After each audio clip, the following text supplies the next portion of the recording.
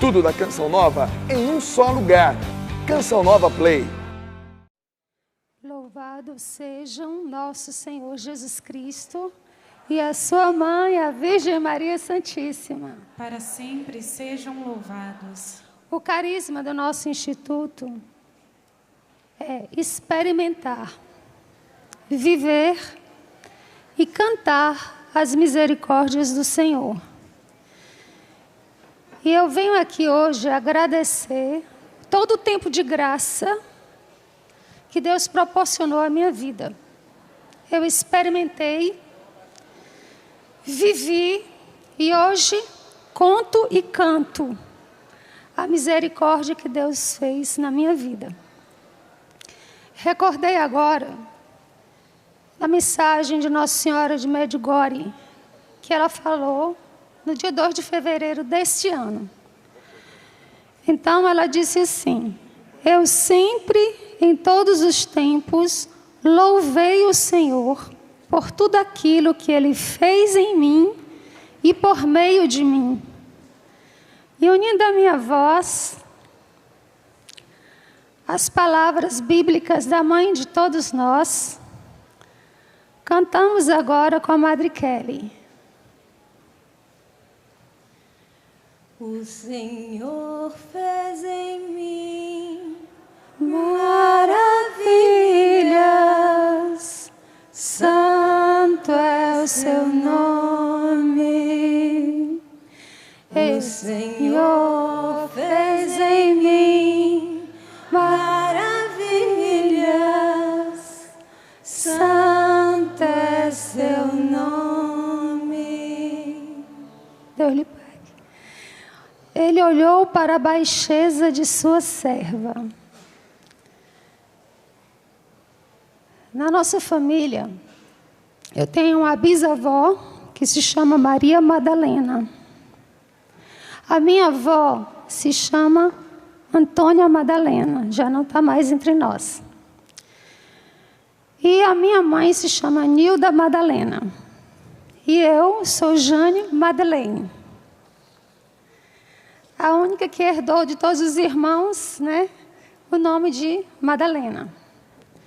Jane vem de João.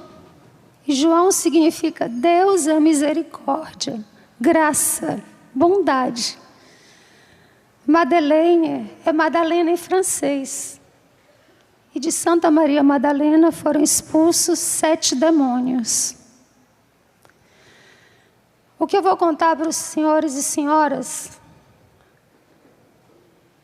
é que eu tive uma experiência de quase possessa, a depois, com a graça de Deus, me tornar uma adoradora do Deus vivo. E até mesmo esposa do rei.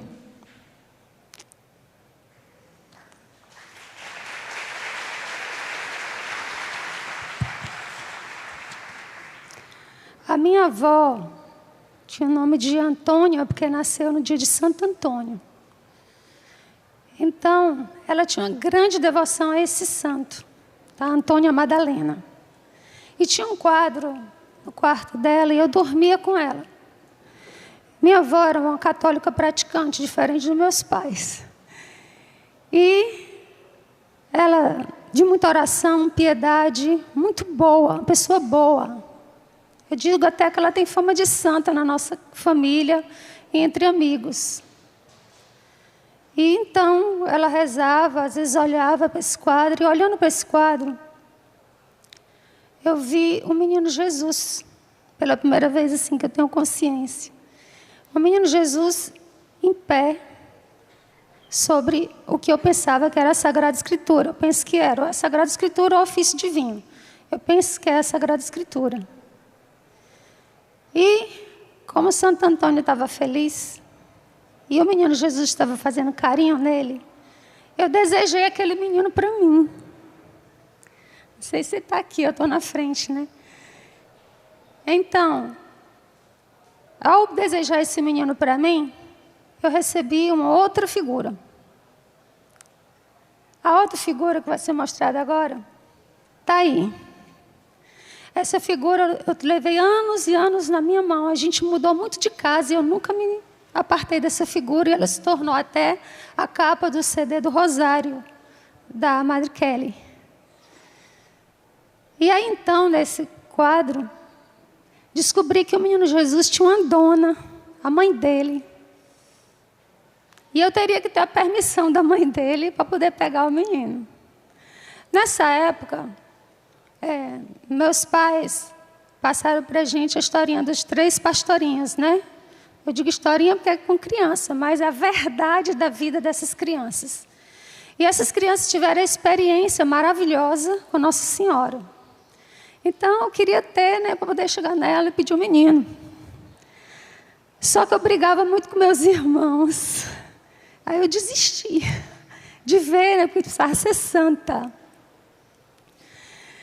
E aí, então, depois de ter ganhado essa figura,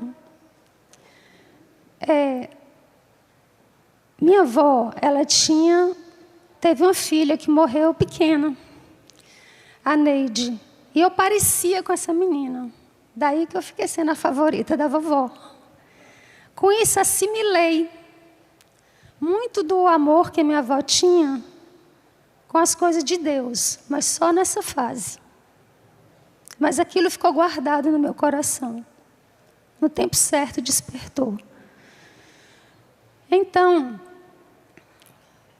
o amor que eu tive também a Sagrada Escritura, naquela época, eu comecei a ler assim que eu aprendi a ler. Aí eu fui para o livro do Gênesis, mas quando chegou no Levítico eu não entendia nada, aí parei. Até a história que é narrada, né, Gênesis, deu para, como criança, captar alguma coisa. E eu fiquei com um desejo grande de pertencer ao povo de Deus. Eu não entendia nada, mas gostava daquele título. É o povo de Deus. Então, entre 4 e 5 anos, eu tive o primeiro ataque de Satanás na minha vida. Eu estava indo dormir, tinha uma moça que que ajudava minha mãe na casa, né? Essa moça estava comigo e quando eu estava indo dormir, o quarto escuro, tinha a porta do corredor próxima. Quando eu olho para a porta do corredor, acende uma luz e passa um vulto preto. Esse vulto era rosto preto, a roupa toda preta, um chapéu preto e a atmosfera que esse vulto trouxe de terror gravou na minha mente. Eu não consegui esquecer aquele momento. Minha família é baiana, o que significa que as coisas são um pouco misturadas. Não estou dizendo isso de todo baiano. Estou falando da minha família, que leva um pouco essa característica. Então, meu pai tinha um modo de falar assim: todos os caminhos levam a Roma, toda religião leva a Deus. E com esse erro, ele nos fazia frequentar a Santa Missa, onde está verdadeiramente o nosso Jesus, mas também ir para outros lugares, onde ele não está. A gente ia para centro espírita, a gente ia para terreiro de macumba, e na cabeça do meu pai, todos estavam querendo encontrar Deus. E aquele ambiente foi contaminando a minha alma. Eu fui batizada na Igreja do Carmo, onde minha avó me levava porque era perto da nossa casa. A primeira vez que eu entrei na igreja, eu tive um impacto forte assim com o teto, né? O teto da igreja estava Nossa Senhora, a rainha. E as almas do purgatório. Eu não entendia aquilo, mas aquela imponência de Nossa Senhora, e parecia que os anjos, eles estava sob o comando dela, e vinha dela aquela bondade de tirar as almas do purgatório. E também, a primeira vez que eu tenho consciência, né, de ter entrado na igreja, assim, devia ser muito pequena, porque as imagens me pareciam enormes. Foi quando vi Nossa Senhora das Graças. E tinha escrito: ó Maria concebida sem pecado.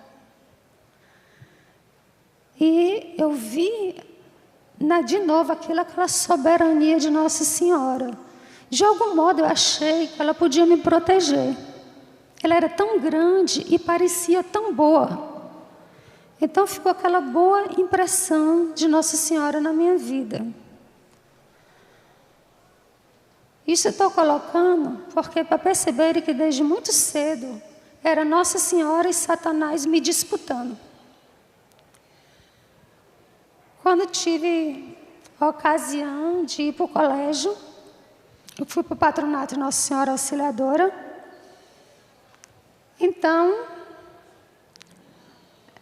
no patronato, tinha uma imagem de Nossa Senhora das Graças no corredor. Eu era aquelas crianças bem ativas. Então, correndo com a coleguinha, eu ouvi alguém me chamar 2 vezes. Jane, Jane. Eu me volto. A imagem de Nossa Senhora das Graças tomou vida e me falou assim: eu quero que você seja religiosa. Eu olhei assim para ela e disse: mas eu não quero não. Aí fui correr. Depois eu fui perguntar às religiosas como era isso de ser religiosa. E elas falaram que tinha uns votos, que eu não entendi o que era, e tinha um voto de castidade. Eu digo: castidade o que é? É não namorar. Eu disse: quero não. Eu já reparava nos meninos. Então, essa colega que estava correndo comigo, hoje é gerente de uma das agências do Banco do Brasil. Passamos anos sem se ver. Quando ela encontrou, ela disse: o que é isso? Falando, né? Eu estava como religiosa. Eu disse: não, porque quando a gente era pequena, eu brincando, eu já sei, você me contou. Desde esse dia eu não olho para imagem nenhuma, com medo de ser chamada. A bendita. Então, veio a primeira comunhão. Quando veio a primeira comunhão, eu estava, né, feliz, vestida de religiosa, sandália de couro, tudo me chamava atenção, porque, né, eu estava como uma religiosa. Quando chegou a hora de eu receber a comunhão, eu prestei atenção no acólito, está ali na foto. Eu achei ele tão engraçadinho. Daí eu percebi que cedo, esse menino aí, que cedo eu ia ter problemas assim, dificuldade, né, com a castidade. Aí quando eu recebi Jesus, a hóstia transformou-se num sabor tão gostoso, mas era uma delícia tão grande.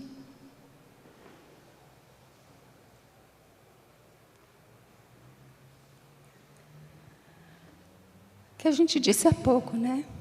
Do céu nos destes o pão, que contém todo o sabor e até supera.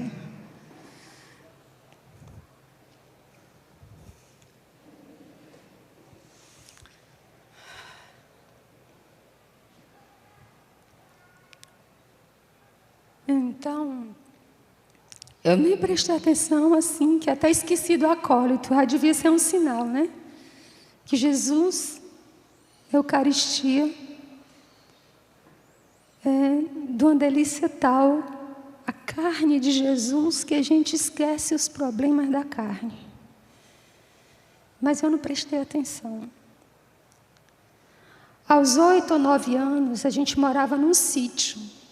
E brincando à noite com meus irmãos e amigos, a bola que a gente estava brincando caiu bem longe, num lugar muito escuro. Eu era a mais corajosa de todos. Eu que subia na árvore mais alta, que corria mais. E aí, vai a Jane. Aí fui buscar a bola. Quando eu fui pegar a bola, de novo acontece aquilo. Uma luz se acende e passa aquele vulto negro. Aquele mesmo. Não só pelo fato de ser um vulto negro, mas pelo terror que instala, uma atmosfera de pavor. Meu pai, ele era gerente de banco, mas além de gerente de banco, ele vendia livros para aumentar a renda, né? Enciclopédias. E eu era assim muito inteligente. Depois que eu me tornei burra, eu era muito inteligente e lia tudo, até dicionário. Me lembro do dicionário formal, eu lia verbete por verbete, todinho. Então, era chamada enciclopédia ambulante na escola. E era a melhor aluna do colégio, em todos os que eu passei.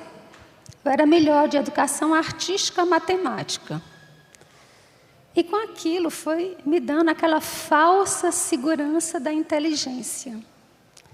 Dentre os livros que eu lia, psicologia, sociologia com 8 anos, antropologia e psiquiatras. Aí me chamou a atenção o amigo de Freud. Eu gostava mais de Jung. Veja, nessa idade eu escolhendo psiquiatra. Então, eu me interessei por Jung. O que acontecia? Chegava de noite, meus pais, meus irmãos, todos dormiam tranquilamente. Aí quando é aquela época de chuva, que vem aquelas formigas, não sei se acontece em todo lugar, umas formigonas. Todo mundo ia dormir, eu enchia meu ouvido de algodão, queria botar no nariz, mas abria a boca, aí podia a formiga entrar pela boca. E o que eu identifiquei nessas leituras? Que eu tinha uma fobia de formiga. Aí eu fui lendo Jung, Jung disse assim, você tem que perguntar ao seu inconsciente. Na hora de dormir, você bote a pergunta para o seu inconsciente. Eu quero saber por que eu tenho isso. Quando acordar, você pergunte a ele, você terá a resposta. Foi certinho. Eu fui dormir, perguntei, quando eu acordei, qual a resposta? Aí veio a cena. Meu pai e minha mãe comentando a notícia do jornal, eu com 3 anos, ouvindo a notícia, que uma criança pobrezinha, a mãe saiu para trabalhar, trancou a criança, a casa era de madeira, aí a criança, assim, agitando os bracinhos, bateu na madeira. Quando bateu na madeira, caiu açúcar na criança. E umas formigonas entraram pelo ouvido, pelo nariz, pela boca da criança. Então, aquilo era o meu pavor. Aí Jung disse, saber a causa é 50% da cura, mas os outros 50% é você trazer para a realidade. Qual é a realidade? Eu não sou neném, eu não estou desamparada, se uma formiga entrar, eu posso correr nos meus pais, pedir para levar para o médico. O que aconteceu? Eu fiquei boa da fobia. E aí ficou aquele encantamento com a ciência. A ciência ficou no patamar alto para mim. Apesar desse interesse pela ciência, graças a Deus, né? Meu pai colocava um disco para a gente escutar lá em casa, do Evangelho. E chegava o Sermão da Montanha, eu ficava encantada com aquelas palavras. Eu nunca vi como aquelas palavras. E eu disse assim, isso aqui seria a minha regra de vida. Mas eu não me interessei por Jesus.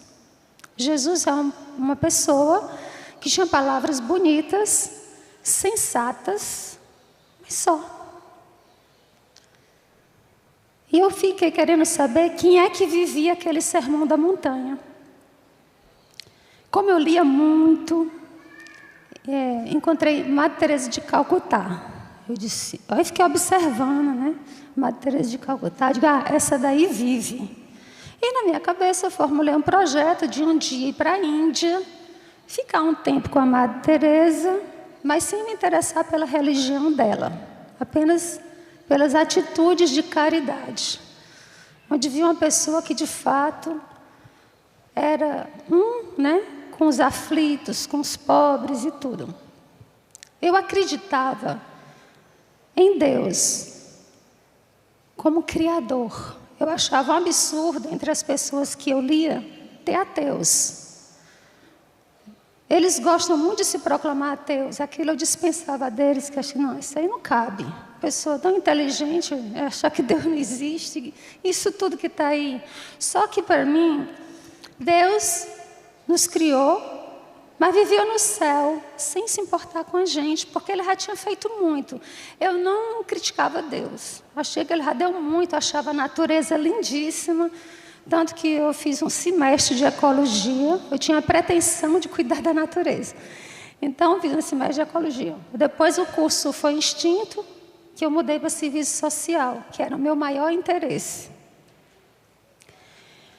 E aí, eu não percebia Deus no dia a dia em nada. Quando cheguei fui crescendo, né? Fui percebendo meu pai ficando diferente. Quando a gente era pequeno, meu pai era muito próximo. Mas depois que eu fui crescendo, assim, 10, 11 anos, começou a ficar muito opressor. Meu pai era muito machista. Tinha umas opiniões, assim, terríveis sobre mulher. E era muito agressivo também. E aí, então, secretamente no meu coração, assim, eu fiquei formulando o ideal de liberdade humana. Fazia projeto para sair de casa, para me livrar daquele opressor. As leituras que eu fazia mostravam tanto a família como a religião como instrumentos de dominação da mulher. Eu li muito cedo, eu não tinha muita referência.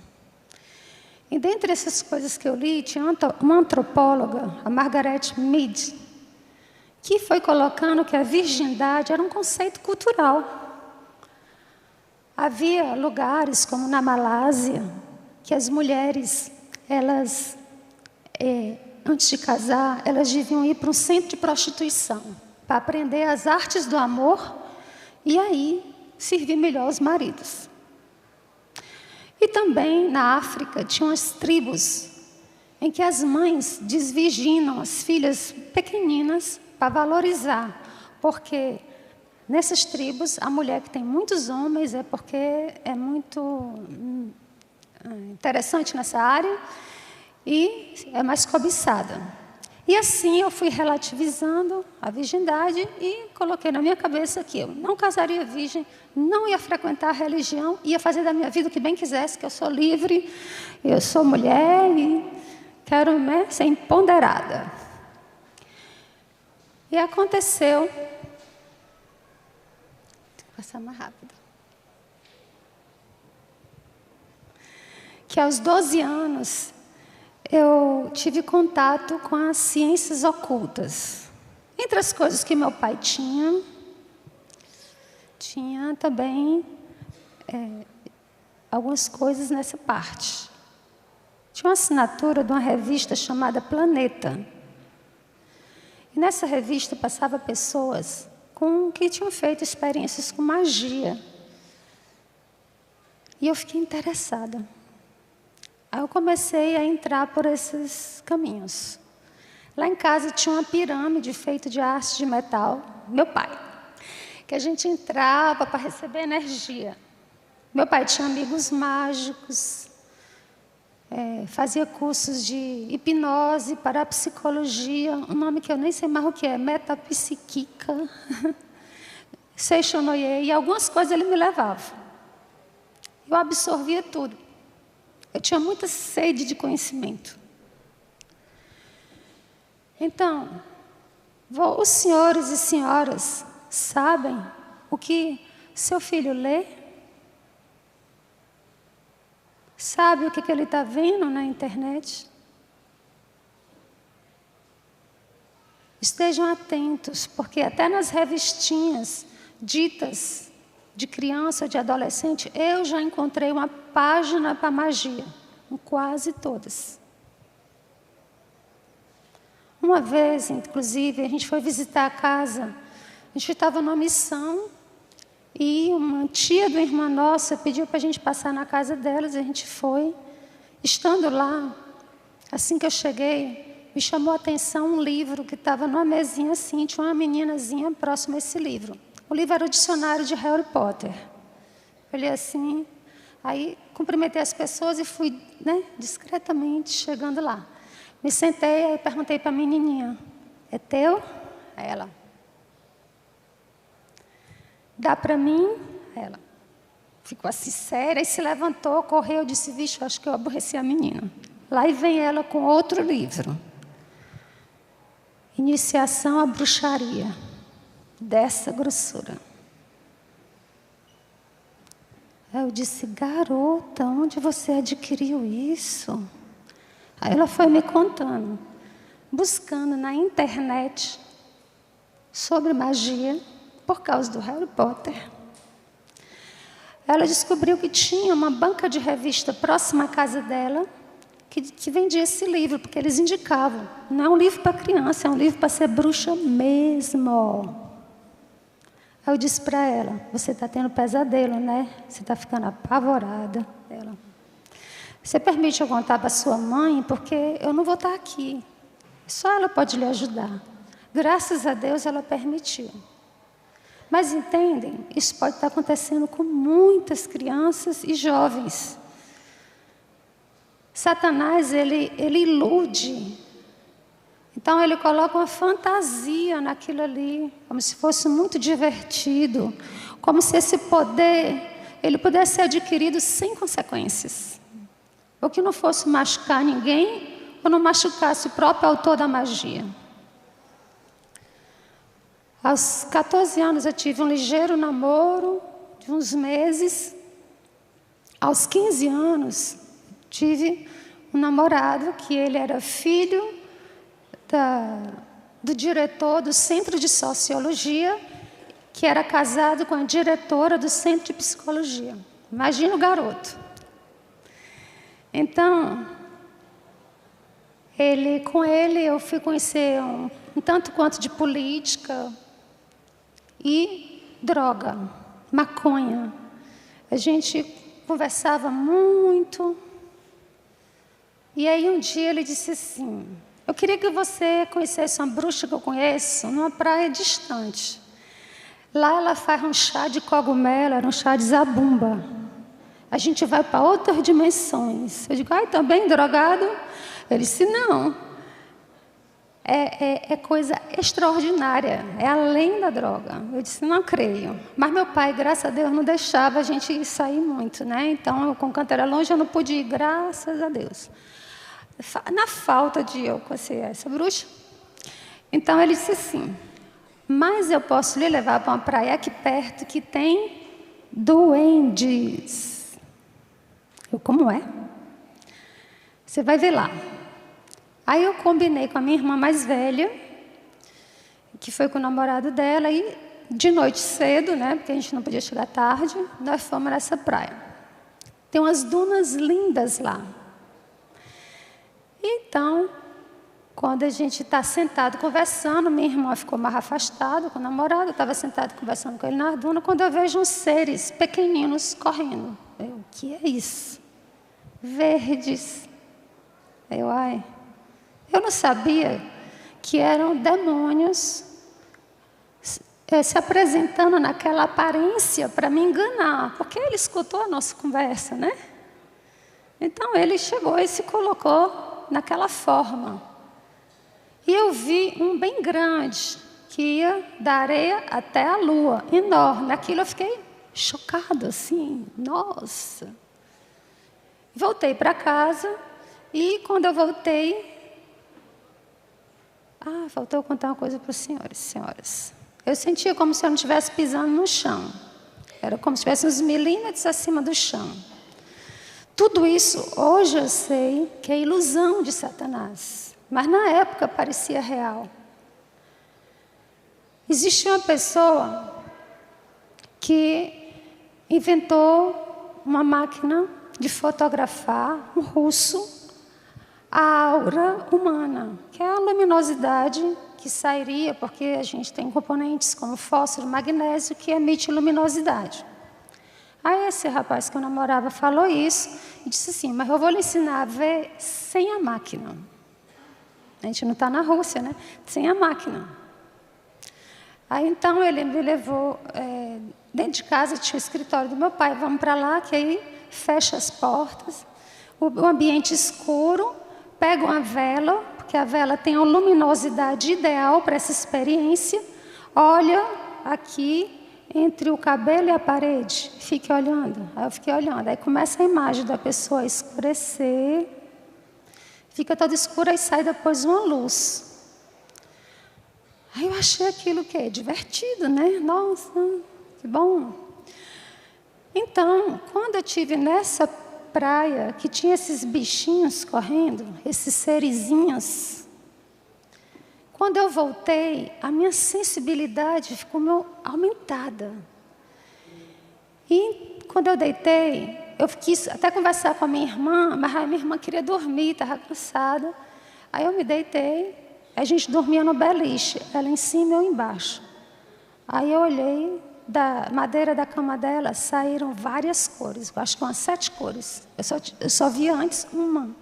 Aí eu fiquei com aquilo ali, né, mais admirada.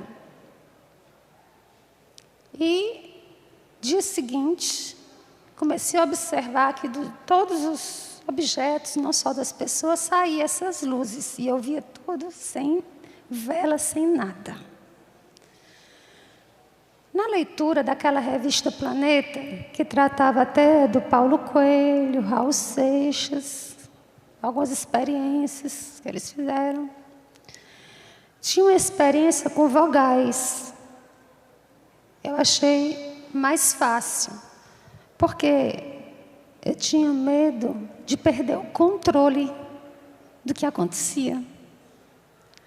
Aí, então, você tinha que dizer as vogais devagar, lentamente, até dizer com toda a alma. E o que aconteceu? Eu comecei a ficar indo para outros lugares. E o jogo de ilusão de Satanás foi aumentando. Eu estava, por exemplo, no quarto da minha mãe, diante do espelho. Quando eu fui pentear, sem pensar em nada, eu tive a impressão que eu caía dentro do espelho. Quando eu tive essa impressão que eu caía dentro do espelho, nesse lugar seria assim, tipo uma outra dimensão. Era cheio de árvores douradas. Eu tive medo de morrer e voltei rápido para o meu corpo. Tudo uma ilusão. E aconteceu também de eu estar deitada de noite, aí me vi subindo para o telhado da casa e meu corpo ficando lá.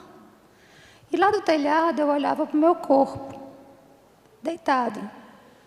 Quando eu estou olhando para o meu corpo deitado, aquele vulto negro chega no meu corpo e vai tomar posse do meu corpo. Eu desço numa velocidade assim que absurda. E fico lutando para que ele não entre no meu corpo.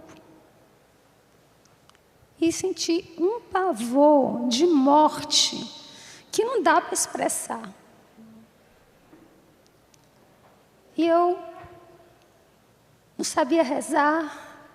E eu ouvi como uma criança rezando o Pai Nosso. Vi até de relance a criança e pronto, desapareceu. E ficou aquela sensação de pavor. Eu estudava na escola técnica e meu horário era à tarde. Então, meio-dia, eu me dirigindo para a escola, na calçada oposta à escola, onde ficam as lanchonetes, eu ficava, não sei como é que está mais. Eu estava andando, quando eu dou a outra passada, abre-se uma estrada dentro das casas, como fosse uma outra dimensão. Aí eu sinto que eu vou pisando nessa estrada. Eu digo, meu Deus, onde vai dar isso aqui? Aí eu pensei, estou ficando sem juízo. Agora, o pior foi quando aqueles serizinhos começaram a se aproximar de mim.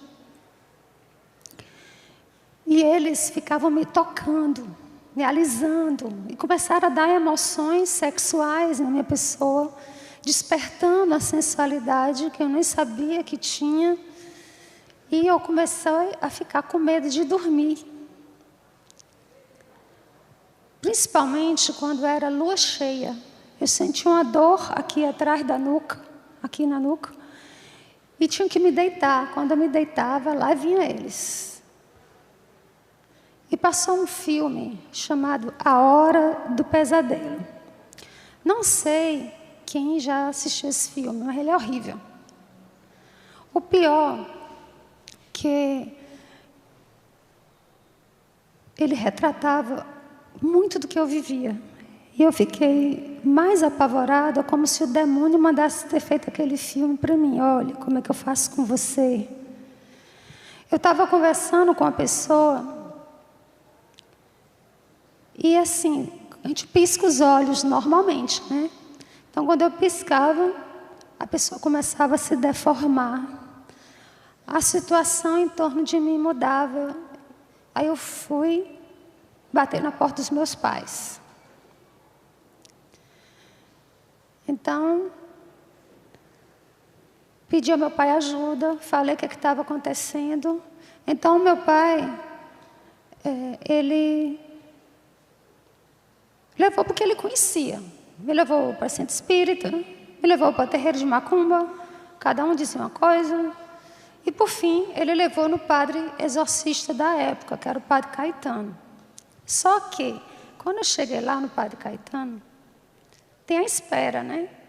Enquanto estava esperando, era tanto do possesso, que eu fiquei com mais medo dos possessos do que dos demônios. E tinha uma que ficava me olhando, e ela puxava de uma perna, quando andava, e andava em círculo à minha volta, me olhando ameaçadoramente. No olhar dela eu vi Satanás. E eu disse: pai, eu quero ir embora, eu quero ir embora, eu quero ir embora. E quando chegou a minha vez, eu não quis saber de ouvir nada do padre, sem nem o que o padre disse. Eu só queria ir embora e nunca mais aparecer naquele lugar. Só que as coisas não paravam de acontecer. Chegou ao ponto de aparecer o próprio Satanás para mim, em vez de mandar, né, a turma dele. Então, veio o próprio.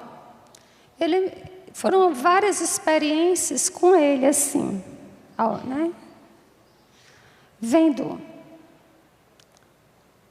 E uma delas, que me chamou mais atenção, ele me levou para um lugar alto, e nesse lugar alto, ele olhou, fez eu contemplar assim, a cidade embaixo.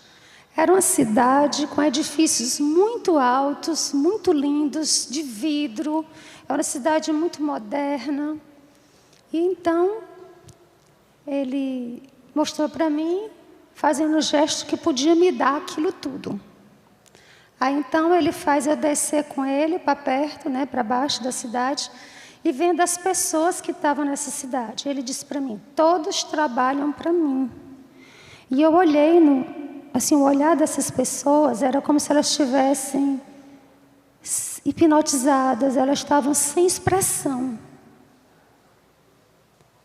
E eu tive um pavor daquela presença. Ainda passa um bode preto na frente da gente. Ele já era ruim, né?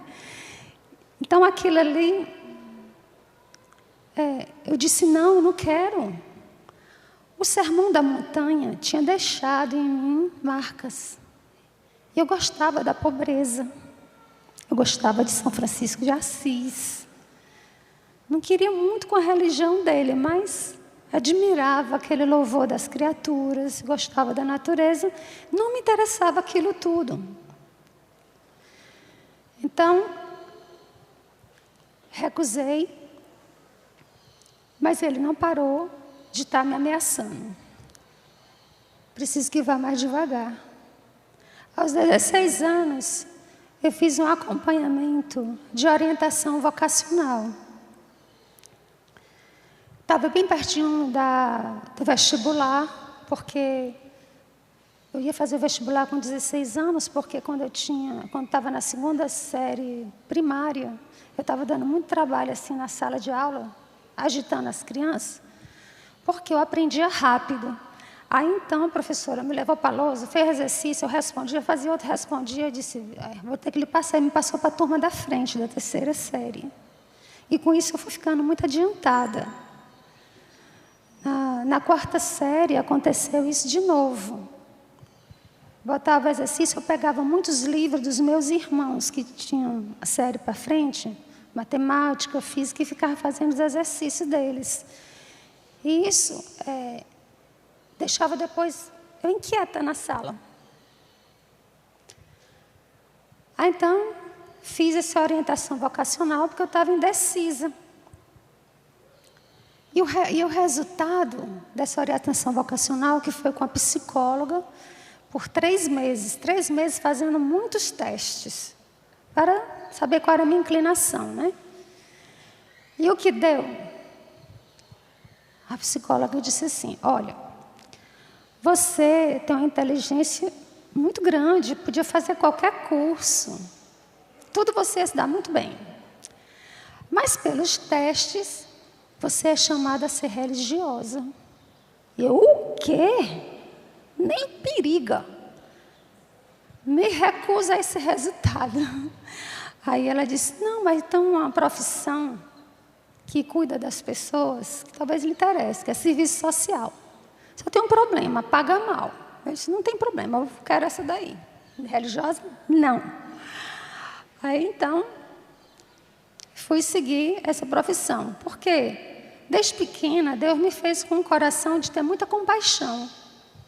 Eu pensei em primeiro fazer medicina, para ser médica na época, era do INSS, para cuidar só dos pobres, daqueles que não iam poder entrar nem no prédio, não sei o quê. Então, tinha as ideias assim. Então, meus pais também, eles davam muito exemplo, né, de caridade.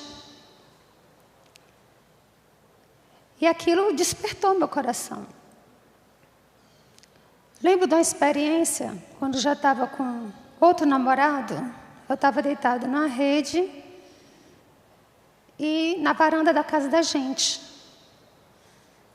E aí, Satanás se encostou nessa rede. Só quem via era eu, era 7 horas da noite. Eu disse, menino, tá vendo aí? Ele, olha na nossa frente. Ele, não estou vendo. E ele estava ali. Então, essas pressões da presença dele faziam da minha vida um pavor. E aí eu fui para o meu primeiro emprego. Nesse meu primeiro emprego, era na parte era com a favela, e eu estava muito feliz de estar lá. Cuidava do que eu gostava. E, no término do expediente, fomos para o restaurante para lanchar, né? Esse restaurante era o restaurante que estava na moda na época. E eram as 6h30, 7 horas da noite. Então, eu achava que como estava lotado, tinha tanta gente, não ia acontecer nada, só que começou a sair a lua cheia. E eu, oh, meu Deus, o que será que vai acontecer? A gente estava esperando vir. A comida estava com os braços em cima da mesa. Quando eu olho para os meus braços, eu tenho a sensação que está crescendo um monte de pelo no braço. Os cabelos assim, as unhas grandes, o que é isso? Eu olho para a menina que está na minha frente, vou chamar Rayane, e eu me sinto como se estivesse lendo o pensamento dela. E ela disse, Jane, tu está me invadindo. Aí a colega que estava do outro lado, vou chamar de Laura, a Laura toca no meu braço e diz, o que é que está acontecendo contigo? Aí ela sente um choque. E ela disse que o choque era como um orgasmo. Aí eu fiquei, hã? Aí a outra colega que está do outro lado diz assim, vamos embora daqui que o clima está ruim. Quando entramos no carro para voltar, ela disse, o que é que está acontecendo contigo? Aí eu contei por cima. Ela disse, eu tenho uma pessoa que pode te ajudar.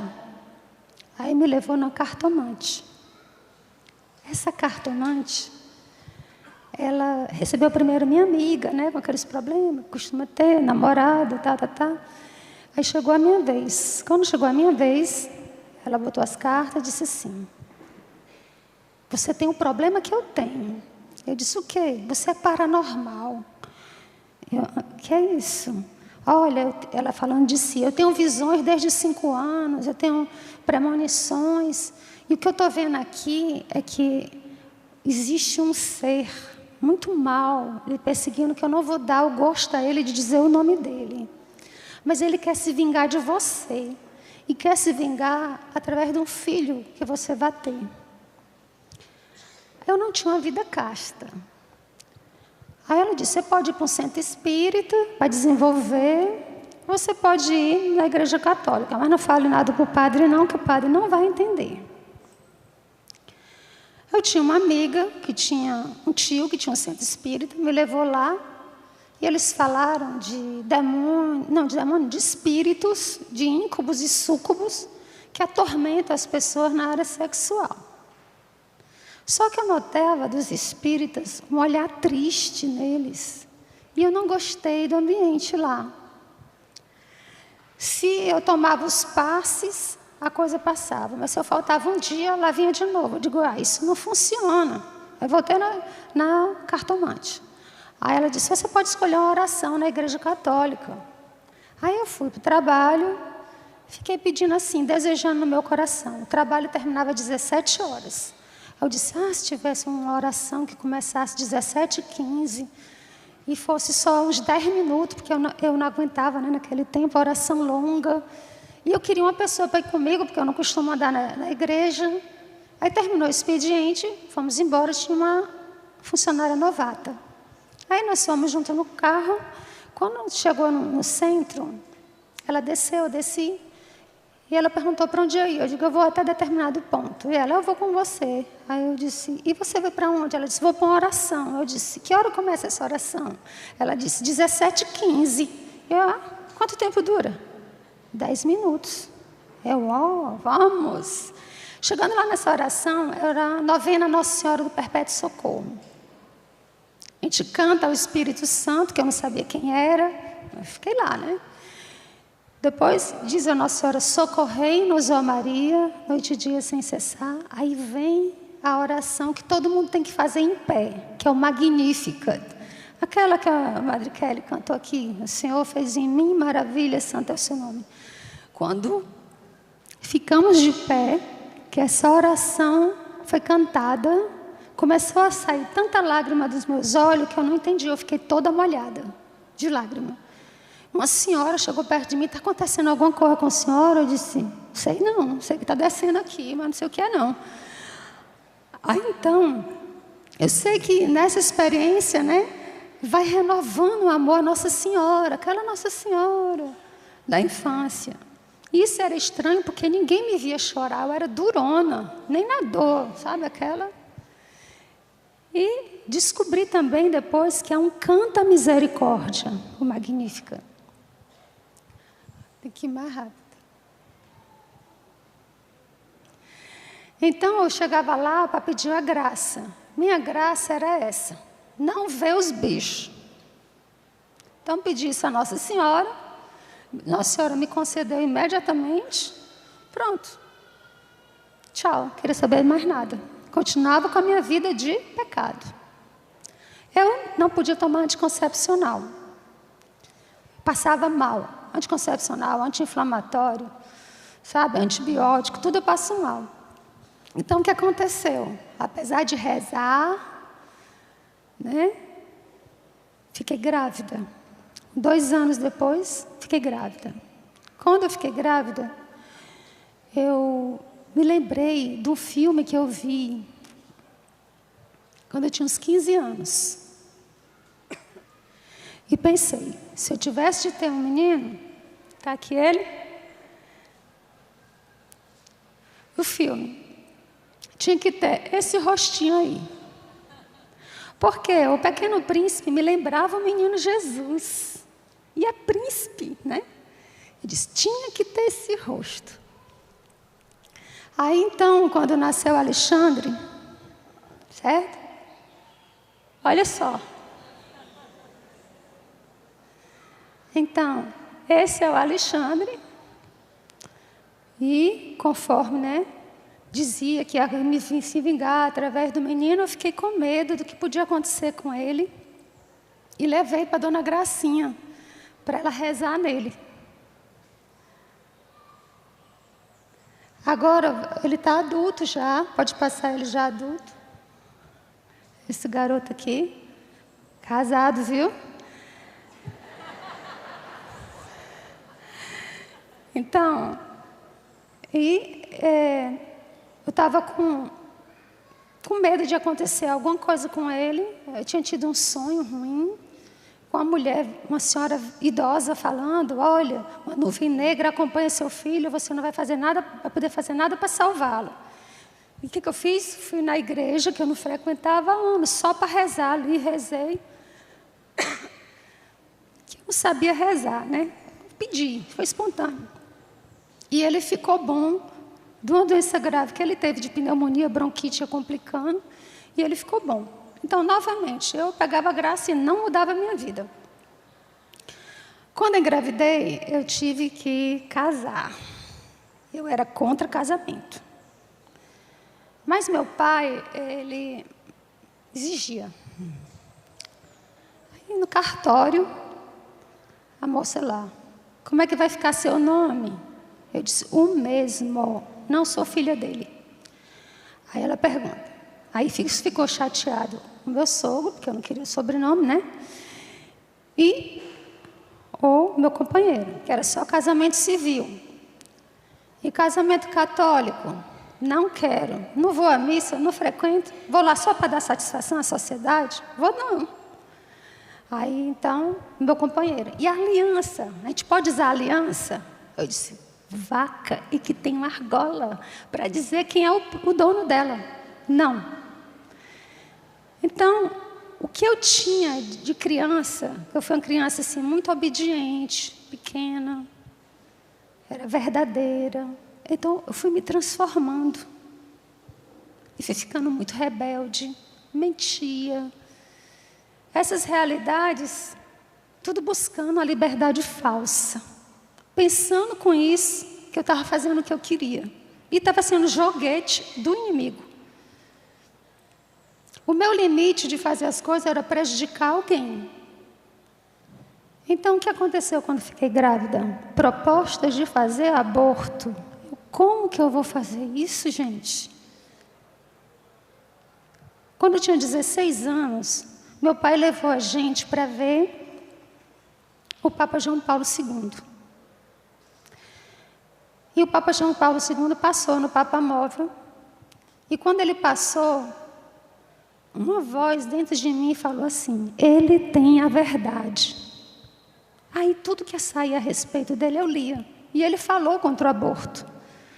Então, eu admirava uma pessoa, mas não me interessava pela religião dela. Então, eu não fiz aborto por isso, para não prejudicar quem era inocente. Porque o Papa falou que era assassinato e a Madre Teresa de Calcutá também falou. Então, eu não fiz. Eu estava desempregada. Depois que eu tive neném, estava tendo muito atrito com o meu companheiro.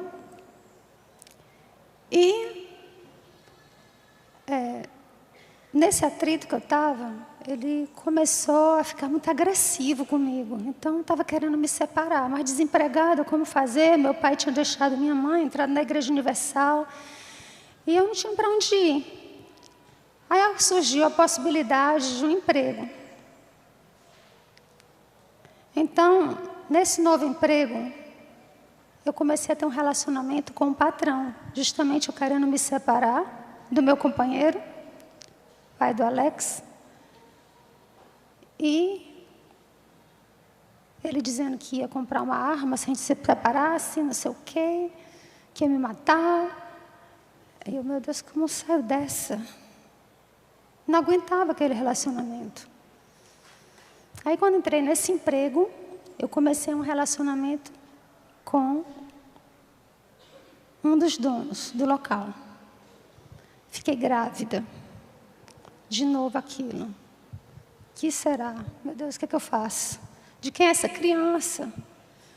Chegou na época do neném nascer, a coisa apertando. Aí eu sonhei com a menina. Eu digo, é uma menina. Sonhei com ela. A menina pode passar. Essa garota, Jéssica, hoje ela, né? Hoje ela já está assim, mora aqui em São Paulo. Ela nasceu com a cara do patrão. E o que é que eu faço? Aí, o meu companheiro, de quem é esse menino? Essa menina? Eu sei não. Aí, ele pensando que eu estava brincando. Eu disse, eu não estou brincando.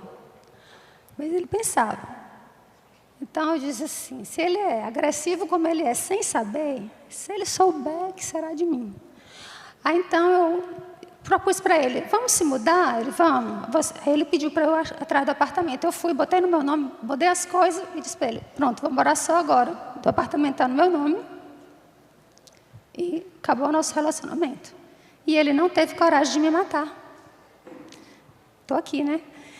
Então, eu estava com 28 anos quando eu fui para outro emprego. Então, nesse outro emprego, não fui morar junto com o outro namorado. Nosso relacionamento também era muito difícil. Ele era um patrão muito difícil. E tinha maltratos, ficava me ameaçando botar para fora, se não fosse do jeito que ele queria. Então, assim, eu vivi uma situação muito ruim. Como lá eu não fiquei só como assistente social, eu era também gerente de marketing, de venda, eu comecei a ganhar bastante.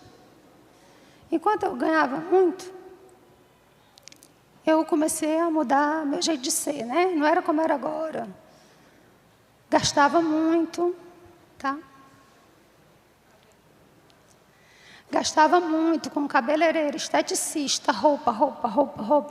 Eu tinha roupa que custava 5 salários, 30 pares de sapato. Era assim, um consumismo tremendo que eu vivia. Vivia nas praias, né? E um vazio muito grande me acompanhava, uma angústia por esse relacionamento ruim, que eu não podia sair. Eu não tinha mais como ir para a novena do Nossa Senhora do Perpétuo Socorro, porque o horário que terminava esse trabalho era 18 horas. E a perseguição espiritual retornando, cada vez mais forte. Então, quando aconteceu daquela experiência com a cartomante, ela pediu para acender uma vela, né? Uma para mim e outra para o pai da Jéssica. Para ver se as coisas melhoravam, que ela ia viajar. Quando voltasse, ia fazer um trabalho. O que aconteceu? Eu fui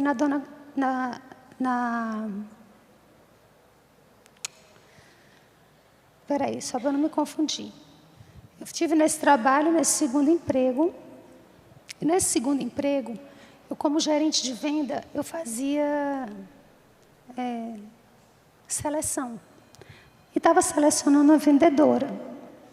Essa vendedora que foi selecionada, estava conversando com ela, ela olhou para mim e disse assim, a senhora não está bem não, né? Eu disse, estou não. Ela disse, eu conheço uma pessoa que pode te ajudar. Eu disse, e eu posso ver essa pessoa agora? Ela disse, pode, a gente vai agora. Aí ela me levou para uma amiga que botava tarô. Essa amiga que botava tarô tinha também, era filha de uma pessoa da Renovação Carismática. E ela abriu um livro para mim, depois de botar o tarô, profetizar um monte de desgraça, né? Aí, abri esse livro. Nesse livro, tinha uma mensagem de Jesus para mim. Nessa mensagem, pode deixar que eu leio. Aparte-se do mundo que a quer envolver e abrigue-se sob as minhas asas. Não se deixe envolver pela fumaça densa e escura das trevas que envolve este mundo, mas venha para debaixo da minha proteção. Envolva-se na brisa do meu amor. Banhe-se em minhas águas, retirando toda a fuligem do mundo.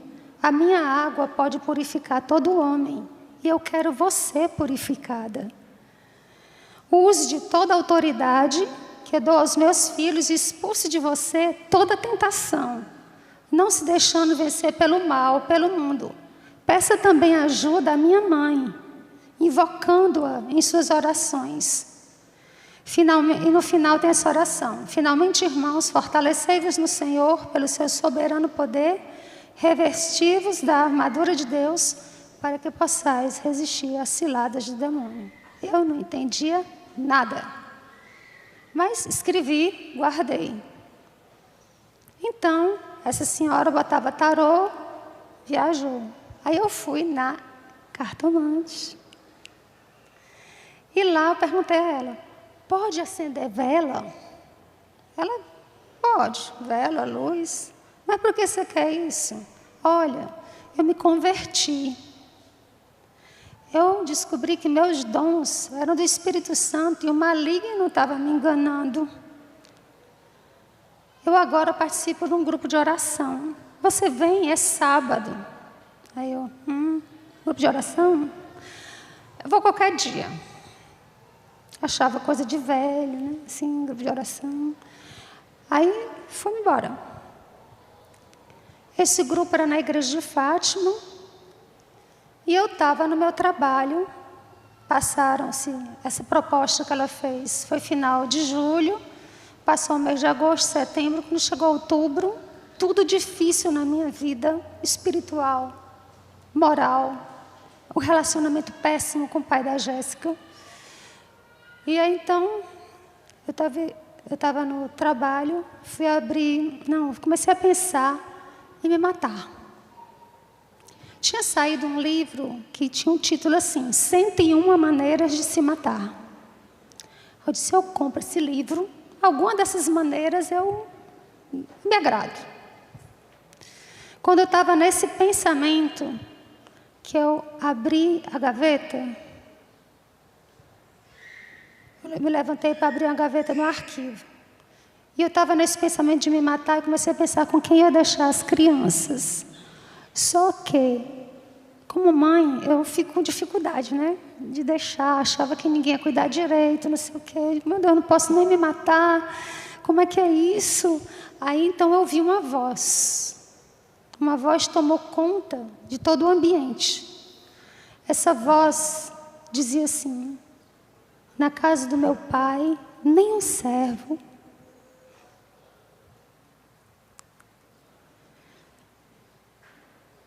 é tratado assim. Eu me espantei, porque aquela voz, quando ela falou, era uma voz que já deixava eu reconhecer que era Deus.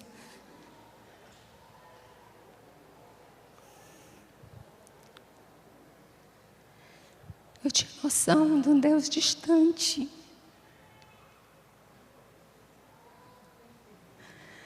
Que não se importava. Aí Deus se incomodou com a vida.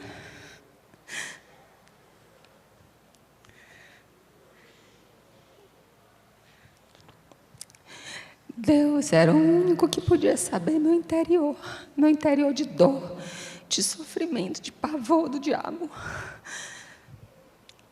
E toda aquela vida. Então, Deus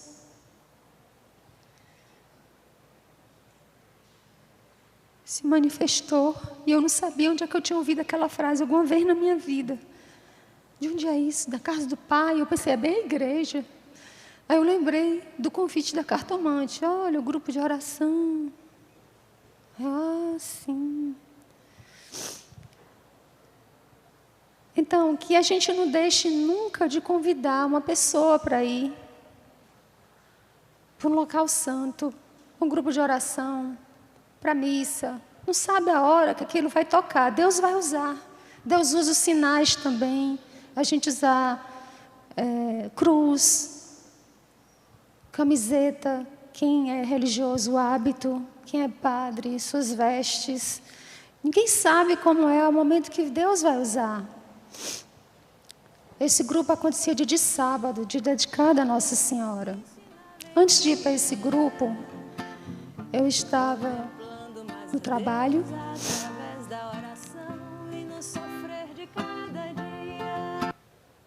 E quando eu estava no trabalho... Segue? Segue?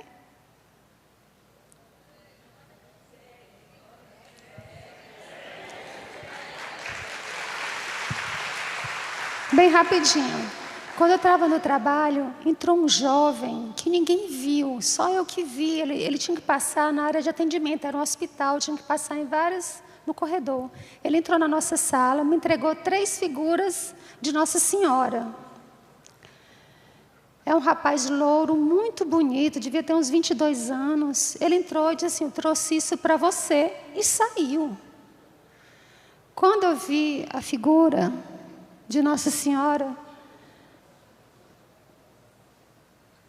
eu olhei para ela assim, fiquei um tempão.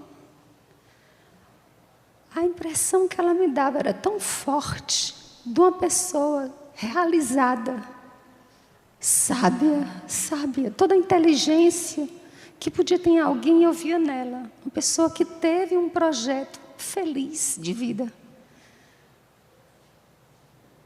Todas as sensações maravilhosas que a gente pudesse sentir na vida, eu senti olhando o rosto de Nossa Senhora.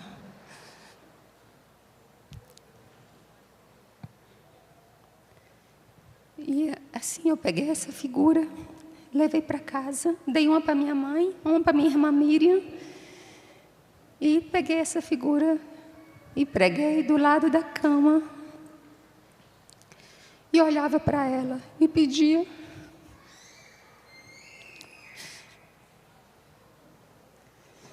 que ela me levasse onde ela chegou.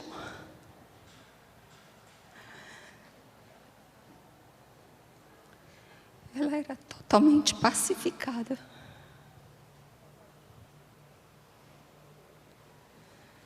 A serenidade, tantas coisas que Deus fez, eu senti olhando. Eu não entendo os protestantes. Deus fala muito conosco. A saudade que eu tive de um lugar que eu ainda não tinha experimentado. Era uma coisa que transcendia meus desejos. Eu não sabia nem o que eu estava desejando, que os olhos não viram, que os ouvidos não ouviram. Eu desejava Deus e não sabia.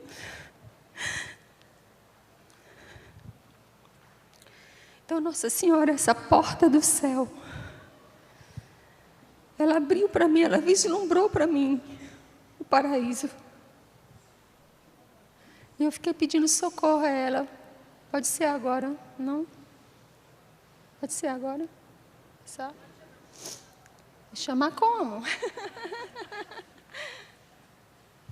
Nós vamos agora assistir um VT que fala um pouco sobre o nosso carisma do Instituto, o que existe lá, como nós vivemos, para que você possa conhecer um pouquinho mais do que é o Instituto Hesed. Fica ligado e assiste esse VT.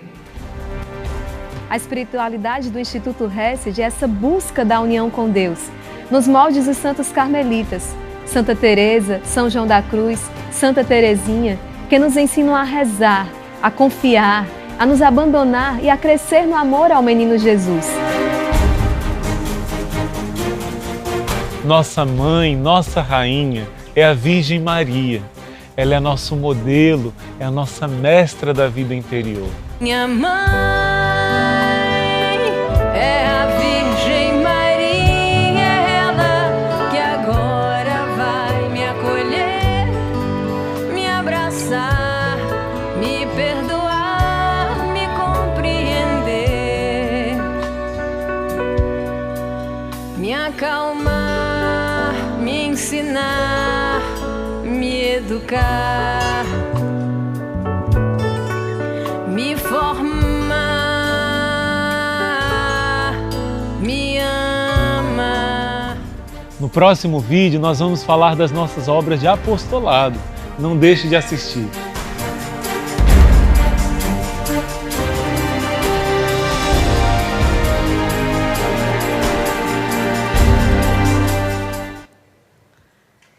No próximo vídeo vocês vão ver o nosso apostolado, mas também quem está curioso aí para saber como é que foi esse processo, né, de conversão da nossa Madre Jane, como é que foi que tudo aconteceu, como surgiu o Instituto Hesed, que tem esse carisma de experimentar, viver e cantar as misericórdias do Senhor. Como foi que a Madre Kelly se conheceu com a Madre Jane?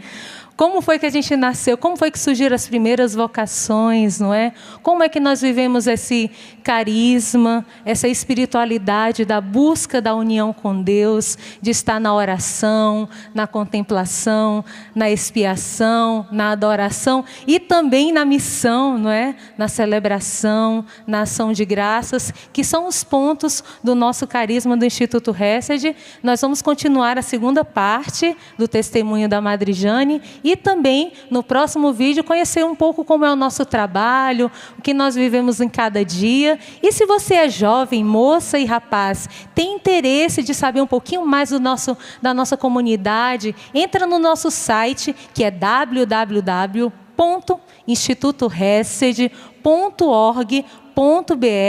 Tem lá os contatos do vocacional masculino e feminino, homens e mulheres. Se você tem esse chamado de Deus, sente no coração que tem esse chamado para a vida religiosa, quem sabe não seja lá no nosso instituto, né? Então, faça esse convite para que você venha nos conhecer um pouco mais e abraçar essa espiritualidade da misericórdia. Então, depois a gente volta com a segunda parte do testemunho e também com nossas obras de apostolados. Deus lhes pague. Tudo da Canção Nova em um só lugar. Canção Nova Play.